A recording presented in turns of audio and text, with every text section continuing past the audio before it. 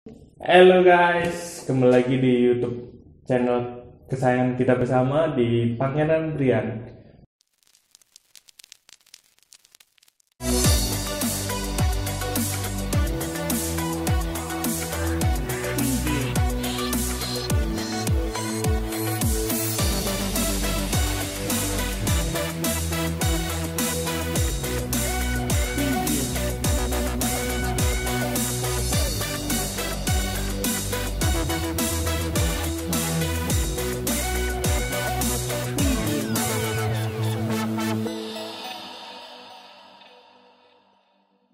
Hari ini kita akan membahas suatu tema yang luar biasa banget.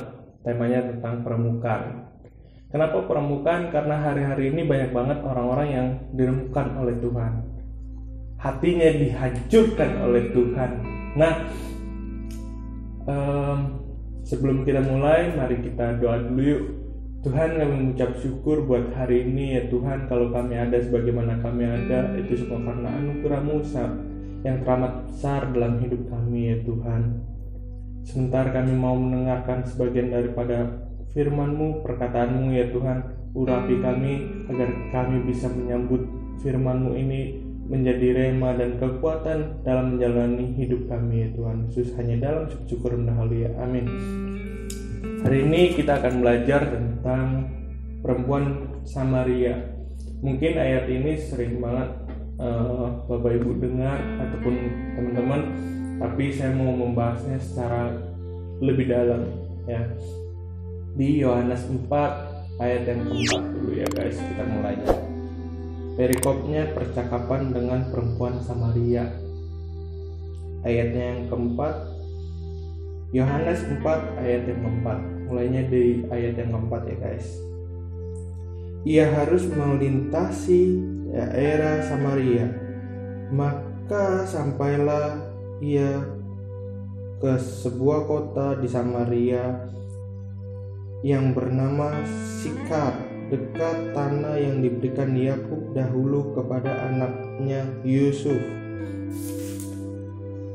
Dan di situ terdapat sumur Yakub. Yesus sangat letih dan oleh perjalanannya, karena ia duduk di pinggir sumur itu hari kira-kira pukul 12. Maka datanglah seorang perempuan Samaria hendak menimba air. Kata Yesus kepadanya, "Berilah aku minum," sebab murid-muridnya telah pergi ke kota membeli makanan. Maka kata perempuan Samaria itu kepadanya, "Masakan engkau seorang Yahudi meminta minum kepadaku, seorang Samaria? Sebab orang Yahudi tidak bergaul dengan orang Samaria." Jawab Yesus kepadanya, "Jikalau engkau tahu tentang karunia Allah dan siapakah dia yang berkata kepadamu, 'Berilah aku minum,' niscaya engkau telah meminta kepadanya dan ia telah memberikan kepadamu air hidup." Kata perempuan itu kepadanya, "Tuhan, engkau tidak punya timba dan sumur ini amat dalam. Dari manakah engkau memperoleh air hidup itu?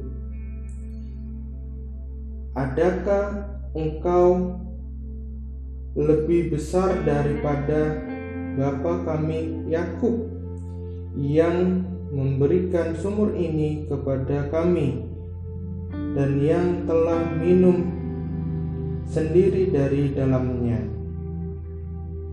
ia serta anak-anaknya dan ternaknya?" Jawab Yesus kepadanya, "Barang siapa minum air ini, ia akan haus lagi. Tetapi barang siapa minum air yang akan diberikan kepadanya, ia tidak akan haus untuk selama-lamanya. Sebaliknya, ia yang akan kuberikan kepadanya akan menjadi air di dalam dirinya, yang terus-menerus memancarkan sampai kepada hidup yang kekal. Kata perempuan itu kepadanya, Tuhan, berikan aku minum air itu, supaya tidak haus lagi dan tidak usah datang lagi ke sini untuk menimba air. Kata Yesus kepadanya, pergilah, panggillah suamimu dan datanglah ke sini. Kata perempuan itu, aku tidak mempunyai suami. Kata Yesus kepadanya, tepat katamu bahwa engkau telah mempunyai suami, tidak mempunyai suami. Sebab engkau sudah mempunyai 5 suami, dan yang tidak ada seorang, dan yang sekarang padamu bukanlah suamimu. Dalam hal ini engkau berkata benar. Kata perempuan itu kepadanya, Tuhan, nyata sekarang padaku bahwa engkau seorang nabi. Nenek moyang kami menyembah di atas gunung ini, tetapi kamu katakan bahwa Yerusalem tempat orang menyembah. Kata Yesus kepadanya, percayalah padaku, hai perempuan, saatnya akan tiba bahwa kamu akan menyembah Bapa bukan di gunung ini dan bukan juga di Yerusalem. Kamu menyembah apa yang tidak kamu kenal. Kami menyembah apa yang kami kenal, sebab keselamatan datang dari bangsa Yahudi. Tetapi saatnya akan datang dan sudah tiba sekarang bahwa penyembah-penyembah benar akan menyembah dalam roh dan kebenaran, sebab Bapa menghendaki demikian penyembah-penyembah demikian. Dari perikop yang kita sudah baca, kadang-kadang saya bingung, kok bisa ya orang Samaria yang sudah nikah 5 kali dan yang suaminya yang dekat sekarang pun, orang yang lelaki yang sedang dekat sama dia pun, itu pun bukan suaminya gitu. Sampai Tuhan tuh harus datang di Yohanes 4 mengatakan ia harus melintas di daerah Samaria. Kok bisa ya Tuhan mau harus datang?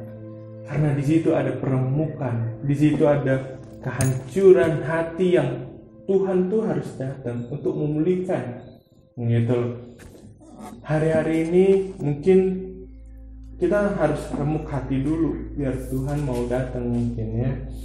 Sampai di ayatnya yang ke-9 guys, Yohanes 4 yang ke-9, masakah engkau seorang Yahudi meminta minum kepada seorang Samaria? Tuhan itu sampai melawan peraturan loh guys gitu, demi mau ketemu dengan seorang wanita Samaria ini. Luar biasa banget gitu. Permukaan itu kadang-kadang benar-benar harus ada dan nyata gitu. Pada saat kita diremukan oleh Tuhan, itu saya belajar banyak dari sebuah buku yang mengatakan ketika kita sedang dihancurkan oleh Tuhan, apa yang keluar dalam diri kita, blended ini loh, kehancuran hati. Kalau kita hancur hati kita pada saat diremukin, maka iblis akan selalu datang untuk mendekatimu. Tapi kalau kita keluarnya itu adalah penyembahan, wangi-wangian yang menyenangkan hati Tuhan, karena di sini mengatakan jelas banget di ayatnya yang ke-23 sesuai dengan baju yang saya pakai, true worship ya guys.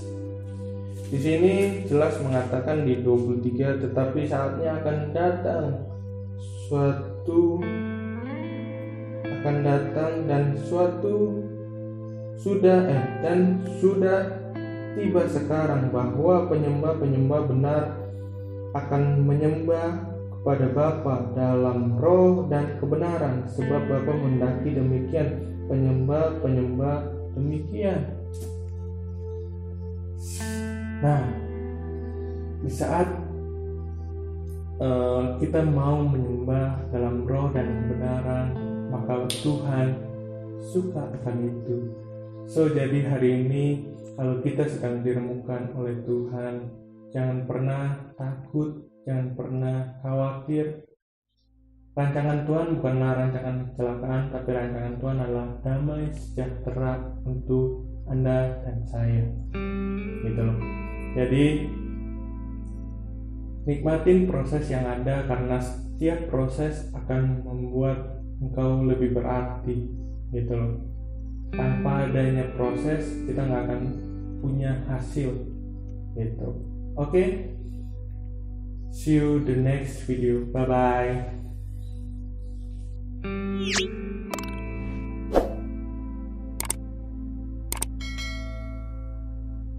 Yuk, apapun yang terjadi, percaya sama Tuhan bahwa Tuhan turut bekerja mendatangkan kebaikan bagi dia yang mengasihi Tuhan. Ya. Problem boleh ada, pencobaan boleh ada, ujian boleh ada, tapi